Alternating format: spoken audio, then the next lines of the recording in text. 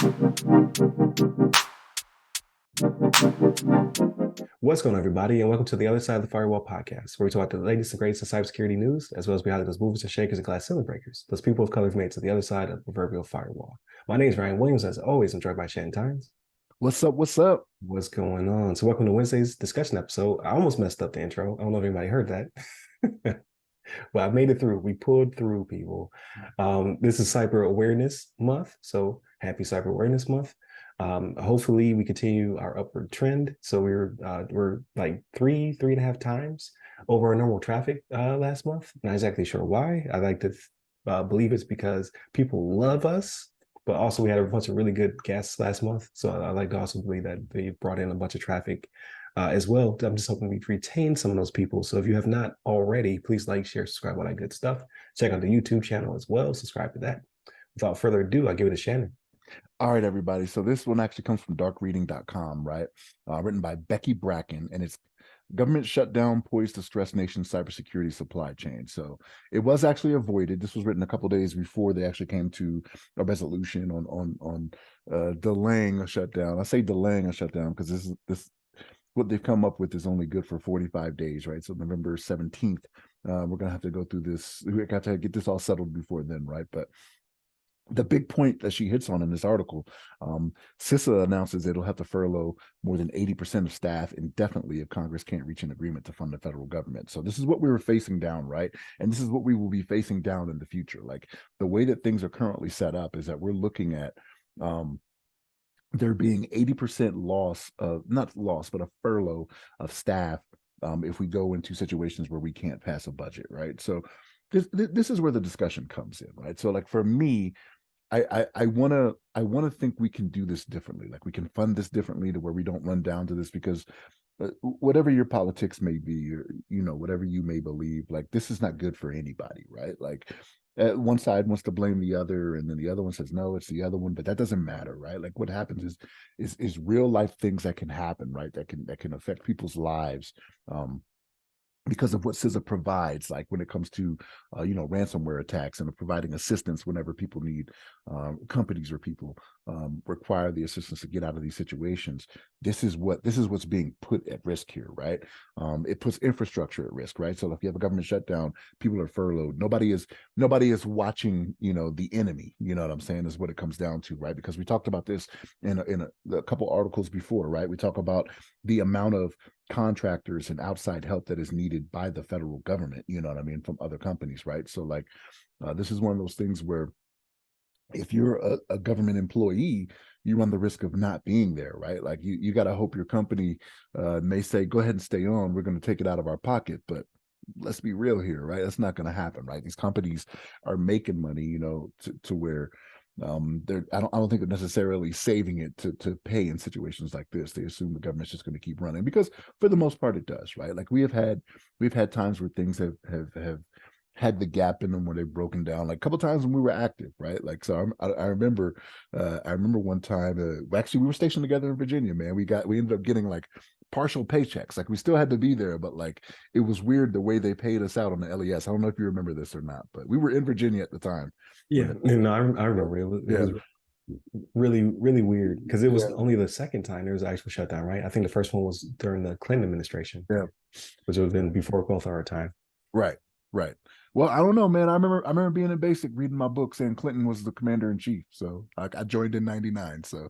Oh yeah, I guess so. Wow. I don't think it was during that time. I think it was before that though. But yeah, when I joined in '99, we had these books. Not to get off topic, we had these books where you had to read through your chain of command and went all to the president. Yeah, they have tablets now, I think. Oh, unbelievable. Yeah. Unbelievable. But you got to be careful with that, right? Because that requires cybersecurity, right? And this is what we talk about here. But no, the discussion here is, for me, like what it tends to be is that if a government shutdown is going to degrade cybersecurity like this, where it'll affect, supply chain issues, critical infrastructure, transportation, healthcare, things of that nature, like we need to find a different way to fund it or to have it exempt when it comes to things like this, right? Like we could say, okay, government's going to shut down for these things, but we have to determine what is important, right? And cybersecurity just seems like one of those things, right? And there are other things that will fall by the wayside. I get it, and it's more important to other people. But like this is the world we live in today, right? Like cybersecurity, we talk about this before any tank rolls in, plane, sub, whatever, there's going to be a cybersecurity attack, right? So we can't allow this gap to happen for something to, for a country or some, I don't want to say a country, but for our enemies, right? Because it doesn't necessarily have to be a country, right? It could be some hacker sitting in their basement in Russia somewhere, right? Like they're not necessarily doing it for Russia, but they do it because they don't like America for whatever reason. Um, Allow them to get their foot in the door, because we can't come to a decision on how to fund these people that provide this cybersecurity assistance for us, right? So this is just, we got to stop doing this, man. Like it's becoming more and more prevalent throughout the years, right? So like I talked about the time it happened to us, you know what I mean? But it's been a few times since then that it's happened to where it's like, this is why are we going this route? And as it stands now, like it affects me more, right? Because I do work for the government as a contractor, right? So for me, I was just going to be, you know, going around like I was telling Ryan this off air, like I was just going to be going around with my wife, just holding hands around the city, planning picnics, you know what I mean, during my downtime, you know, catching movies in the middle of the day type stuff, you know what I mean? So, I mean, it's just one of those things where we've got to figure out a better way to avoid this type of thing from happening. And we did this time, right? But again, this is just kicking the can down the road, right, Ryan? Like this is not where we need to be with this. We got to find a better solution. So what's your thoughts on this? No, I totally agree. I think it's a matter of mindset. Like if the powers that be are okay with people not receiving a paycheck, they can care less about cyber defense in the same breath, right? Like because at the end of the day, your constituents should be pretty important to you because those people put you in power, those people you're supposed to be defending, things of that nature. But however, you just keep continuously kicking the can down the road. So I don't know if they will ever weigh cybersecurity to the proper extent in relation to government funding in the case of political posturing and things of that nature, right? Like so regardless if your team red, blue, green, whatever, um, you should be pretty upset that they just cannot agree upon a budget, which is a big portion of their job, right? Like, so it's infuriating in that case, but then it has all these second and third order effects. Because at the end of the day, um, patriotism does not feed your family. However, ransomware does, right? So if you're a bad guy, you'll make money off of this deal. But if you're a good guy, you're not gonna jump on the keyboard just because you feel as though like I need to be doing my job. That's not paying bills. That's not keeping the lights on. So they need to figure out a way of properly funding this because you're not going to have people work for free. This is not going to happen. It's just I can't fathom people doing it for a long period of time. Like you might get people for a short period of time. Like we continuously worked during these times because we're green suiters, blue suiters, whatever you want to call it, because we're under contract at the end of the day. Like not only do we do it because like, hey, we want to protect our nation and things of that nature, but we're like they're gonna pay us eventually, so we can just kind of get through it. But that's not the case with a lot of people. Like the 80% of citizens that have been laid off, would they have been back paid? We don't know. Like some of them would have, but all 80%, maybe I not. don't. So the ones, the way I understand it is civil service would have been right because they would have furloughed the civil service Yeah, employees as well, right? Like they would have been back paid. But the people that were under contract, so unless you were taking some type of PTO or paid leave that was already been accounted for and like paid, yeah, baked in. yeah, you were not getting paid. Like you would either take leave without pay or you take your PTO, which would get you paid, but then you're running through your PTO, right? Yeah, Like for me, like I have some PTO. I mean, after my trip to Hawaii, which was fabulous, by the way, after my trip to Hawaii, like I had used up a fair amount of PTO. Like I had some, but knowing that the holidays are coming up, like I want to take more time, so I wouldn't have used it for this time. Like I've saved a few nickels, you know what I mean? So like I would have just done leave without pay, and we'd have just had to suffer through it. But like right, for me, right. I get other payment from the government, right? I have a retirement, things of that nature that were still coming.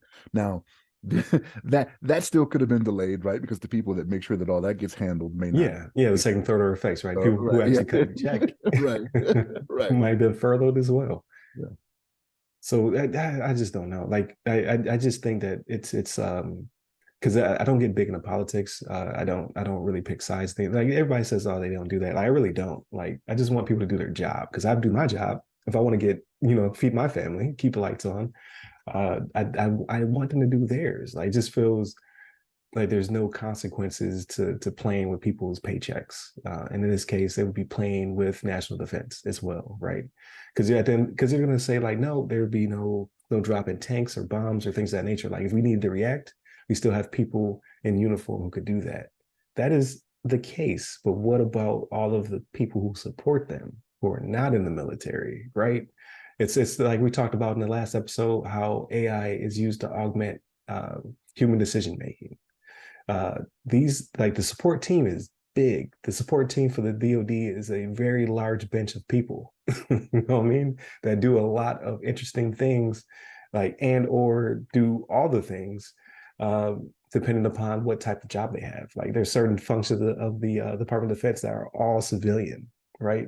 Like if you just say, "Hey, don't come to work today," you find out really quickly how a lot of things just can't get done. Like you pick up a phone to call somebody, and Mr. or Miss so and so is not there. So then you can't do your job as a military member without all of these other people who have to do their jobs, right? It's a humongous machine. And they just play around with it every year. It's like, you know what? Because I can't get whatever bill I want passed, I'm just not going to vote. Not thinking that there's a whole order of other things. So I don't know. Again, I'm not team red or blue or green or whatever in a circumstance. I just like, how can we just not pay these people because they're not doing their job? You know what I mean? Like, because they put on their own pay raises. But I digress. This is like who is watching the watchers in this case?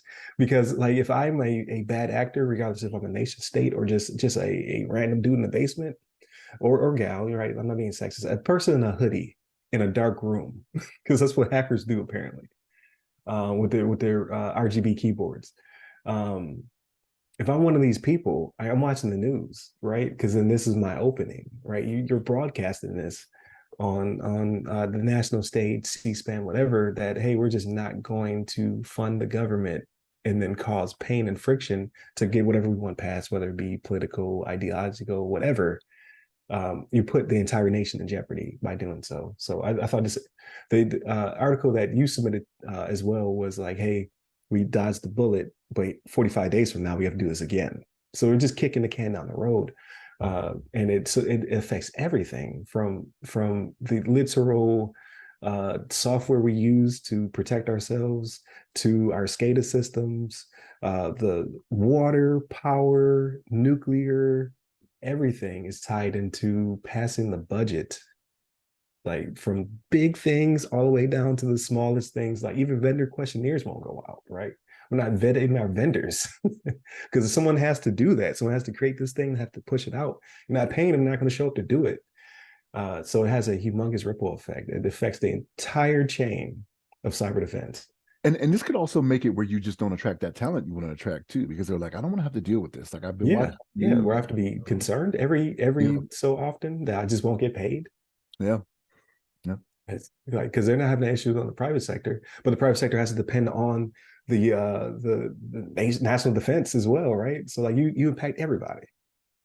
It may come to a point where with the private sector, they may just be like, the juice isn't worth the squeeze to go after these government contracts at some point, right? Like, Yeah.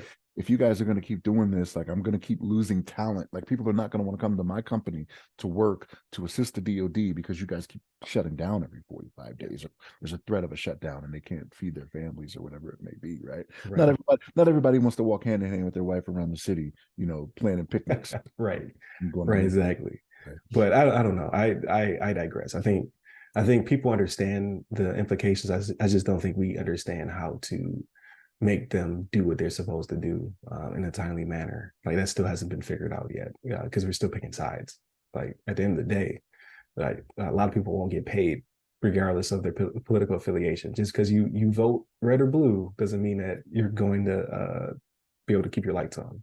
Like you have to think beyond that.